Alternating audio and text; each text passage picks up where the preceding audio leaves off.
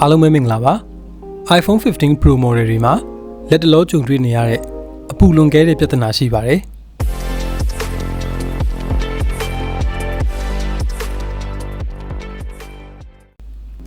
iPhone 15 Pro model တွေမှာအပူလွန်ကဲတဲ့ပြဿနာကိုလက်တလုံးကြုံတွေ့နေရတာဖြစ်ပြီးဖြေရှင်းတဲ့နည်းလမ်းရှိပါတယ်အဲ့ဒါကတော့ဒီပြဿနာကိုဖြေရှင်းတဲ့အနေနဲ့ iOS 17.0.3 ကိုမြင့်တင်ခြင်းဖြစ်ပြီးဒီလို version မြင့်တင်ခြင်းအပြင်အပူလွန်ကဲတဲ့လက်ရှိပြဿနာကိုပြေလည်စေမှာပဲဖြစ်ပါတယ်။ဒါကြောင့်အပူလွန်ကဲတဲ့ပြဿနာကိုကြုံတွေ့နေရတယ်ဆိုရင် OS version ကိုအခုပဲမြင့်တင်လိုက်ဖို့အကြံပြုပါရစေ။ဒီပူတဲ့ပြဿနာက iOS version တစ်ခုတည်းကြောင့်မဟုတ်ဘဲ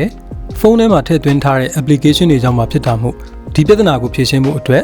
app တွေရဲ့ version ကိုပါ update လုပ်ပေးဖို့လိုအပ်ပါတယ်။မြင့်တင်လိုက်တဲ့ iOS version အသစ်မှာအပူပြဿနာကိုဖြေရှင်းဖို့အတွက်ကမ္ဘာအမြန်ဆုံး mobile processor လို့ဖော်ညွှန်းထားတဲ့ Apple ရဲ့ A17 Pro chip ရဲ့ performance ကိုရှော့ချလိုက်မလားရဲ့လို့စိုးရိမ်ကြတဲ့ user တွေလည်းရှိပါတယ်။တကယ်တမ်းမှာဒီပြဿနာကိုဖြေရှင်းဖို့အတွက် iOS version အသစ်မှာ processor ရဲ့ performance ကိုရှော့ချလိုက်ခြင်းမရှိပါဘူး။ဒီလောက်ဆိုရင် user များအနေနဲ့စိတ်ချလက်ချဆက်လက်သုံးစွဲလို့ရပါပြီခင်ဗျာ။အခုဖော်ပြခဲ့တာကတော့ iPhone 15 Pro model တွေမှာ